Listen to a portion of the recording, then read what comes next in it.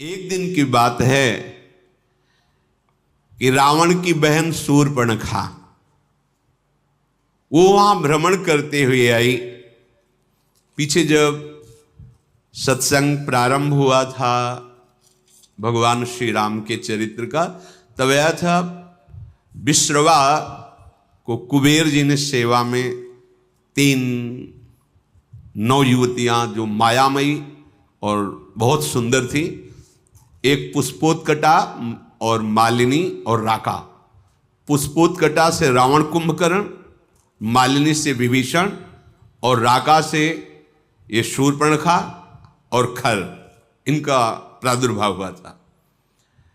विश्रवा जी पुलस्त जी के ही अंश से प्रकट हुए थे। उत्तम ब्रह्म ऋषि हैं जो ब्रह्मा जी के मानस पुत्र कहे गए हैं, पर क्रोध भाव से कुबेर जी के साथ द्वेष करते थे। प्रारंभ में सुना था उस भाव का प्रभाव हुआ कि माता राक्षसी कुल की थी, तो ये राक्षस स्वभाव वाले प्रकट हुए।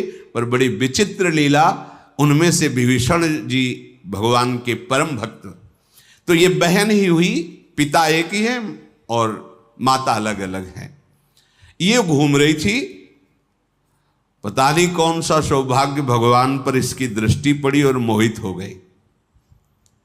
यद्यपि ये बड़ी भयावनी और राक्षसी स्वभाव की, उसने देखा भगवान श्री राम को तो हृदय में विकलता हो गई। ऐसा सुंदर रूप,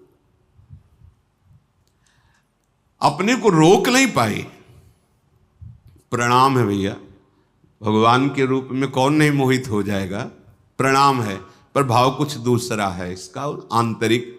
जैसे प्रेम तो गोपीजनों ने भी किया और प्रेम मथुरा की कुब्जा ने भी किया, पर जय जयकार कुब्जा की नहीं, गोपीजनों की ही। श्री कृष्ण सुखार्थ निष्काम प्रेम गोपीजनों के हृदय में है।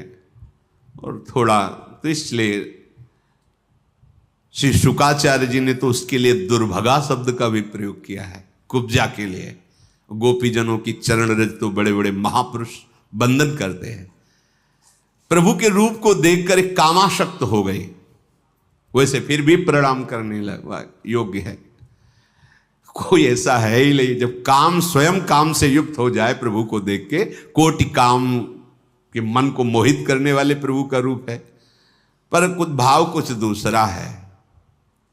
इसके पति का नाम विद्युज्जुहा है। ये काल के राक्षस का प्रधानमंत्री है।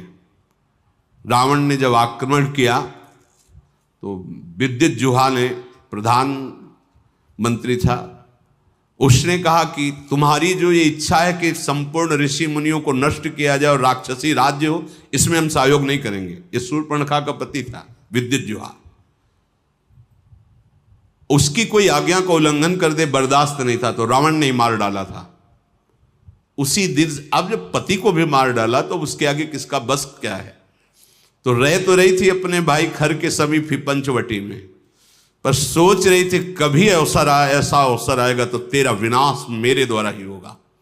तूने मेरे पति को मारा। वो राक्षस तो था विद्युज्जुहा, पर धर्मयुक्त था। वो कहता ऐसा नहीं, आप ऋषि मुनियों को मारे, राक्षस राज साबित करें, इस पे हम आपका सहयोग नहीं करेंगे। तो मार डाला उसने, क्योंकि जो अपने स्वार्थ में अंधे होते वो रिश्ते नातों का सम्मान नहीं करते। अब ये स्त्री शरीर में थी तो राक्षसी, पर मन मारे बैठी थी कि कोई हमें ऐसा। अब खर, दूषण, तीसरा, ये सब अनुगामी थे रावण के, रावण की आज्ञा पे चलते थे। तो सोचा कि अगर इनसे भी जरा बोलेंगे तो हमें मार डालेंगे। रावण का विरोध कोई कर दे ऐसा है ही नहीं। त्रिभुवन में कोई नहीं था कि उसके खिलाफ कोई बोल सके। अंदर ही अंदर सोच रही कभी तो अवसर मिलेगा, जीवन व्यतीत करूंगी, लेकिन जिस दिन अवसर मिलेगा इसका नाश करवाऊंगी। आज अजान बाहु भगवान को देखकर उसको और सुना था कि इन्होंने ही शुभाहु आदि काम, मारीच को एक बाण मारा था तो बिना फण का 400 कोस दूर गिरा था, 100 योजन दूर गिरा था। ताड़का का वध किया, विराध का वध किया। उसको पता था, समझ गई कि कोई साधारण बलि ताड़का को नहीं मार सकता था, शुभाहु को नहीं मार सकता था। विराध को नहीं मार सकता था।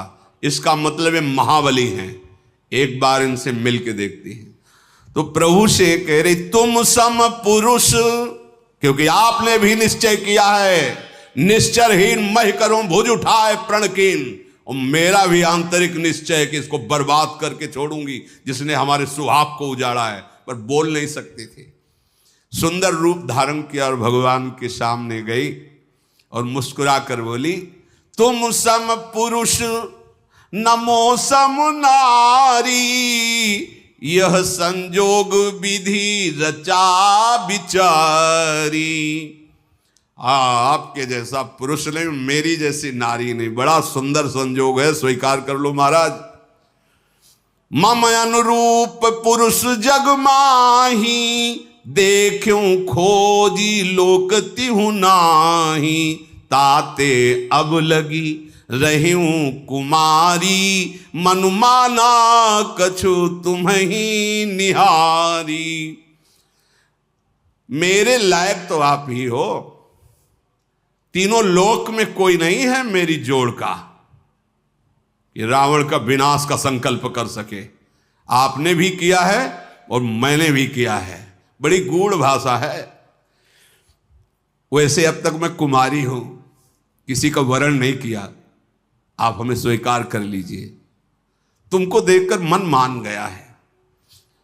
भगवान सीता जी की तरफ देखे मुस्कुरा दिए। सीत ही चित ही कही प्रभु बाता, जैसे तुम कुमारी हो ना, आहै कुमार मोर लघु भ्राता। हमारे पास तो सीता जी है, ये कुमार हमारे लघु भ्राता लखनलाल, इनके पास जाओ, इनसे बात करो। ओ गई लक्ष्मण रिपु भगनी जानी, प्रभु बिलो की बोले मृदुबानी। सुंदरी सुन मैं इनकर दासा, पराधीन नहीं तोर सुपासा। प्रभु समर्थ कौशलपुर राजा, जो कछु करही इन्हीं सब छाजा। सुंदरी, मैं तो प्रभु का दास हूं, पराधीन हूं, मेरे द्वारा तुम्हें कभी सुख नहीं मिल सकता। एक कौशल नरेश भगवान श्री राम हैं, इनको सब कुछ फबता है। आप इन्हीं की चरण शरण में जाएं, क्योंकि सिद्धांत है सेवक सुख चाह मान भिखारी, व्यसनी धन शुभ गति व्यभिचारी। लोभी जसु चाह चार गुमानी, नभ दुहि दूध चहत ये प्राणी। सेवक होकर के अपने सुख की चाह करे, भिक्षुक धर्म स्वीकार करके सम्मान की चाह करे, जुआ शराब व्यभिचार करने वाला धन और शुभ गति चाहे, कभी नहीं प्राप्त हो सकता। लोभी पुरुष अपना यश चाहे, अभिमानी पुरुष अर्थ धर्म काम मोक्ष चाहे, ये सब प्राणी आकाश को दूह कर दूध लेना चाहते हैं, अर्थात असंभव को संभव करना चाहते हैं। वो प्रभु के पास गए, प्रभु ने फिर लक्ष्मण जी के पास दे, लक्ष्मण जी ने फिर प्रभु के पास भेजा, प्रभु ने फिर लक्ष्मण जी के पास भेजा। लक्ष्मण जी ने कहा कि तुमको वही भरेगा जिसके एक इतनी भी लज्जा नहीं होगी। लक्ष्मण जी ने कहा, लक्ष्मण कहा तोई सो बरई, जो तृण तोरी लाज परिहरई। जिसने तृण तोड़ कर लाज का त्याग कर दिया, तेरी जैसे को वही वरण करेगा। अब तो सुंदर रूप त्याग कर आ गई शूर्पणखा के रूप में, भयानक रूप। तब खिसियानी राम पही गई, रूप भयंकर प्रगटत भई। सीत ही सभय देखी रघुराई, कहा अनुज सन शयन बुझाई। सीता जी को भयभीत देखकर भगवान ने पीछे किया सीता जी को, लक्ष्मण से कहा हिसाब कर दो इसका। नाक कान काट लिए। लक्ष्मण तिलाघो सो नाक कान बिन कीन, ताके कर रावण को मनो चुनौती दिन। नाक कान काट के मानो निशाचर राज रावण को चुनौती भेजी हो। लक्ष्मण जी ने शूर्पणखा को नाक कान रहित कर दिया। अब तो जब नाक कान कटा तो ऐसा लग रहा था जैसे गेरू के पहाड़ से पानी का धारा गिर रहा हो, ऐसे खून बहने लगा। नाक कान बिनु भई बिकरारा, जनु स्रव सैल गेरू के धारा। खर दूषण पही गई बिल पाता, धिग धिग तव पौरुष बल भ्राता। नाक का वो ऐसे विकराल थी, जब नाक कान कटा तो लाल लाल खून बह रहा और विकराल रूप हो गया। अब अवसर ढूंढा, अब विनाश का कार्य शुरू करूंगी। गई खरदूषण के पास और कहा, तू भाई है, बड़े बलवान बनते हो तुम, राक्षस राज बनते हो, देखो तुम्हारी बहन का नाक कान काट, तुम्हारे बल को धिक्कार है। तो किसने किया है? तब समझा कर बताया, यहीं पास में आए हैं एक राजकुमार जिनके साथ बहुत सुंदर स्त्री और दूसरे राजकुमार गोरे और इतने बलशाली कि तुम उनके सामने कुछ नहीं हो। देखो तुम्हारी बहन का नाक कान काट लिया। अब तो तुरंत आदेश किया, तो जैसे काजल के पर्वत पंख धर के उड़ रहे हो ऐसे ऐसे भयानक राक्षस अपने असली सब रूपों में युद्ध की तैयारी की। नाना वाहन नाना कारा, नाना युद्ध धर घोर पारा, सूपनखा आगे कर लीनी। आगे आगे सूपनखा नाक कान काटे हुए खून बहते जा रहे, पीछे से भयानक सेना, चलो ले चलो, कहां है वो राजकुमार। अब तो मृत्यु के वशीभूत होकर ये सब खिंचे हुए चले जा रहे हैं राक्षस, गरज रहे हैं, ललकार रहे हैं, कोई आकाश में उड़ रहा है, कोई बड़ी अपनी बलवीरता की डींगे हाँक रहा है। अरे कोई कहता जीते जी दोनों भाइयों को पकड़ लो, पकड़ के मार डालो, उसकी स्त्री को छीन लो, ऐसे आवाजें गूंज रही। भगवान ने धूल देखी, लक्ष्मण से कहा राक्षसों की भयानक सेना आ रही, तुम सियाजी को ले जाओ और कंदरा में गुफा में छुप करके रहो, सावधान रहना, बड़े मायावी राक्षस हैं ये। लक्ष्मण जी धनुष पर प्रत्यंचा चढ़ाकर बाण लिए हुए सीता जी को आगे करके गुफा में जाके सीता जी को विराजमान किया। अब वो राक्षसों की सेना समीप आई, राम जी ने टंकार की धनुष की, तूड़ी से बाण निकाल करके हाथ में लिया। कठिन टंकार सुनते ही कांप गए सारे राक्षस। सारंग धनुष की टंकार भगवान का ये दिव्यास्त्र है। आपने केश पासों को चूड़ा के रूप में, अपने पीतांबर को कमर में कसा। आई गए बगमेल, धरहु धरहु धावत सुभट, जथा बिलो की अकेल, बाल रवि घेरत दनुज। पकड़ो पकड़ो, मारो मारो, ऐसा कहते हुए खरदूषण तीसरा पूरी सेना सब नजदीक आ गई।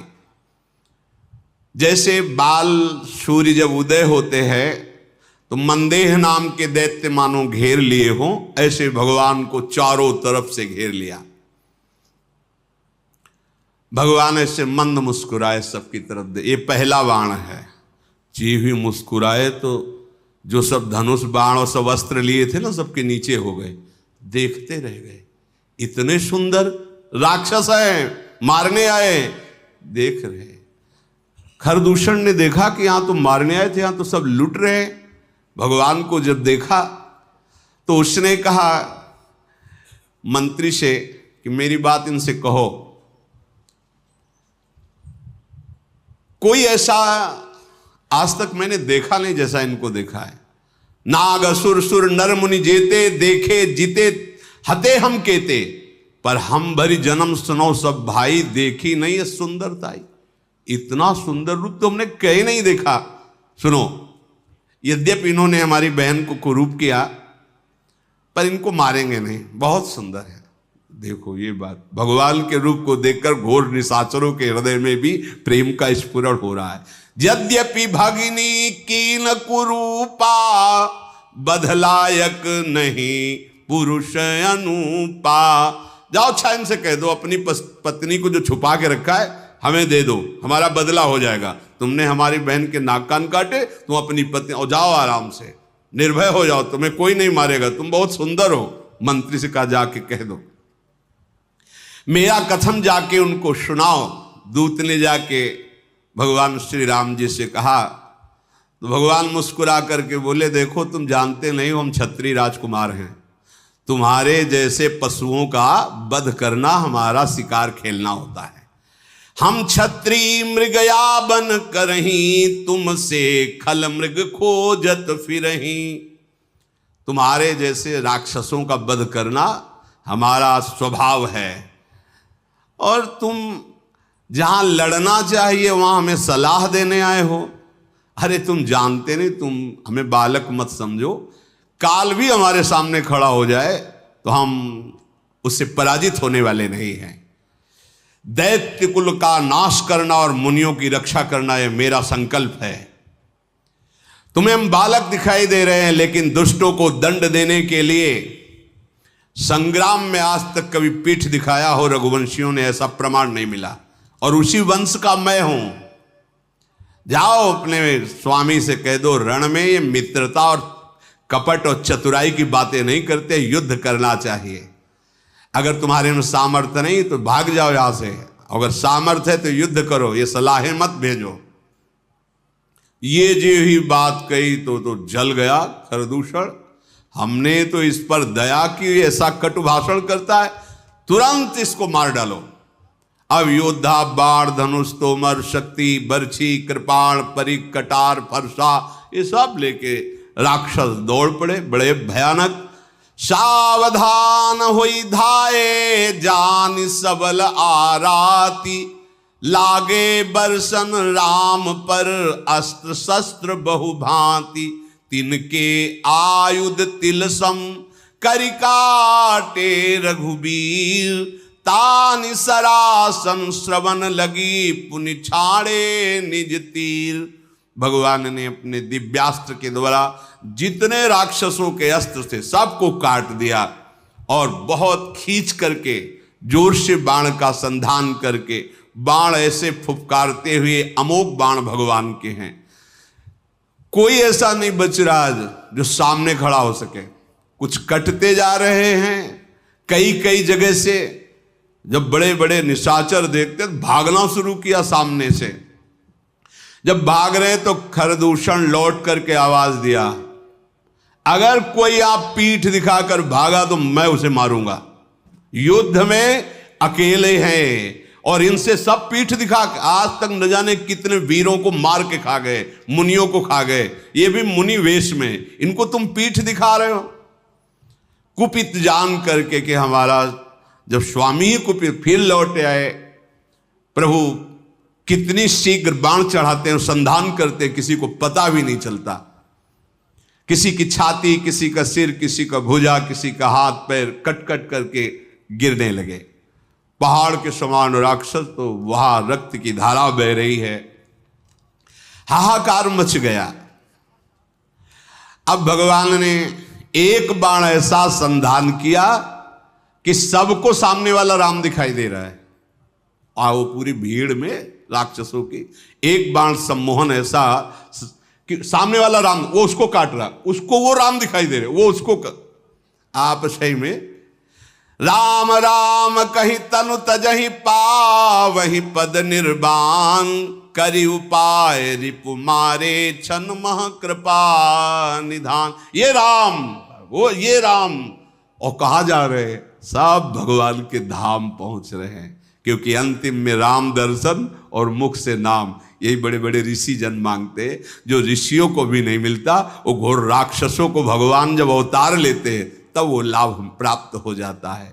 हर्षित बरसई सुमन सुर बाजहि गगन निशान, स्तुति करी करी सब चले शोभित विविध विमान। देवता कर पुष्पों की वर्षा करते हैं। रघुनाथ जी ने इन पर विजय प्राप्त की। लक्ष्मण जी सीता जी को लेके आए, प्रसन्नता हुई। सीता जी श्री राम जी के उस रूप को देख रहे हैं, भ्रकुटी चढ़ी हुई, धनुष पर बाण संधान करते हुए, जैसे वैसे ही जब स्वरूप को देखा, नेत्र अघा नहीं रहे ऐसे अपने प्रीतम के रूप को देखकर। भगवान पंचवटी में विराजमान हैं, मुनिजन आकर बैठते हैं, भगवत चर्चा होती है। आगे आगे तो चली थी सूर्पणखा, जब भगवान के सामने आई तो सबसे पीछे पहुंच गई थी। जब सब सुहा हो गए, देखा इधर का काम पेट। अब वो वहां से गई लंका में, और सभा में जाकर के हाथ पटक पटक के जमीन पे, छाती पे, माथे पे रोने लगी। रावण ने देखा, उसने क्या बात है, तेरी दशा ऐसी किसने की? बोले मदिरा पीता है और पड़ा रहता, सुख भोग करता है, ऐसे कहीं राज्य चलता है? सूर्पणखा ने कहा, करसी 500 दिन राती, सुध नहीं तो सिर्फ परा राती।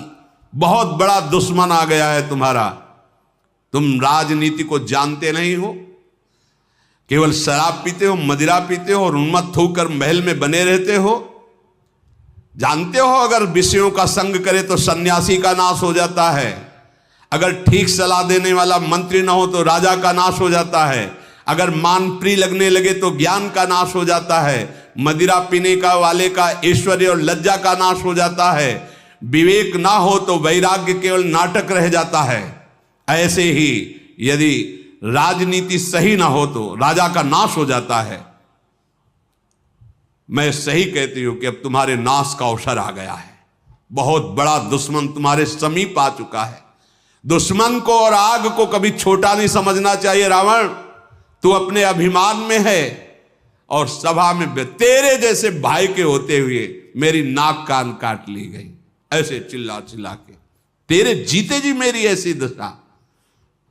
सारी सभा खड़ी हो गई क्रोध से।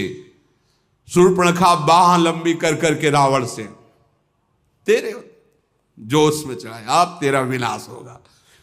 क्योंकि ये बात तब नहीं कहती जब सुहाग उजाड़ दिया था कि तेरे होते हुए तेरे हाथों से सुहाग नहीं। अब आज अपनी बात बता करके वो रोने लगी। तू ये तो बता कौन शत्रु है त्रिभुवन में, कौन ऐसा जो रावण से भयभीत ना होता हो? कहा है अयोध्यापति महाराज दशरथ के लाडले कुमार श्री राम, लक्ष्मण और बहुत सुंदर उनके साथ स्त्री है, वो आए हुए हैं, जिनकी भुजाओं का बल पाकर अय दशमुख रावण अब कोई भी मुनि तेरे से भय नहीं खाता। देखने में बालक है पर काल के भी वो महाकाल हैं, परम धीर, श्रेष्ठ धनुर्धर, महान गुणों से युक्त, महान बल, अतुलित बल प्रताप, द्रोह भ्राता, खल बदरत सुर मुनि सुख दाता, शोभा धाम राम अस नामा, तिनके संग नारी एक श्यामा। दोनों भाई महान बलशाली, परम सुंदर, शोभा के धाम, नाक कान कटे फिर भी कह रही परम सुंदर है वो, दुष्टों का वध करने में समर्थ है, शांत भक्त, देवता मुनि इनको सुख देने वाले हैं, उनका नाम है राम। उनके साथ बहुत सुंदर नवयुवती है। विधाता ने ऐसी स्त्री तो त्रिभुवन में बनाई ही नहीं है जैसी स्त्री है। 100 करोड़ कामदेव भी न्यौछावर हैं, ऐसा सुंदर स्वरूप राम जी का, तो 100 करोड़ रति भी न्यौछावर हैं, ऐसा सुंदर स्वरूप उस युवती का। उन्हीं के छोटे भाई, गोरे भाई लखन जी ने मेरी ये दुर्दशा की है। और जब मैं ये बात खरदूषण से कही तो पूरी सेना सहित वहां गए, खरदूषण, तीसरा, इन सब को काट के फेंक दिया, कोई नहीं बचा। शूर्पणखा की बात सुनकर रावण के माथे पे पसीना आ गया। उसने कहा कि सुर नर असुर नाग खगमाही, मोरे अनुचर कहां को नाही, खरदूषण मोहिसम बलवंता, मार सके को बिन भगवंता। ऐसा कैसे हो सकता है? खरदूषण तीसरा को कोई मार सके, ये तो केवल भगवान ही मार सकते हैं, दूसरा कोई मार ही नहीं सकता। सुर रंजन भंजन मही भारा, जो भगवंत लीन अवतारा। ये कोई साधारण ज्ञानी भी नहीं है, भगवान शिव का ये महान अनन्य भक्त है। अब स्वभाव में राक्षसी प्रवृत्ति है, विचार किया उसने कि खर, दूषण, तृष्णा, इनको तो भगवान ही मार सकते हैं। और मैंने सुन रखा है ऋषियों से कि भगवान का अवतार होगा जो अपने भक्तों के मन को सुख देने वाले हैं। आहा, जो संसार के भार का हरण करने वाले हैं, उन्हीं भगवान का अवतार। तो क्या उन्हीं भगवान का अवतार हो गया? यदि वो भगवान हैं तो मैं जाई बैर हठि करऊं प्रभु सर प्राण तजे भौतरऊं। अगर भगवान है तो मैं उनसे बैर भाव की उपासना करूंगा, ऐसा दृढ़ बैर करूंगा कि उनके अमोघ बाण से परम पद को प्राप्त होऊंगा, क्योंकि मैं जानता हूं मेरे से भजन तो होगा नहीं।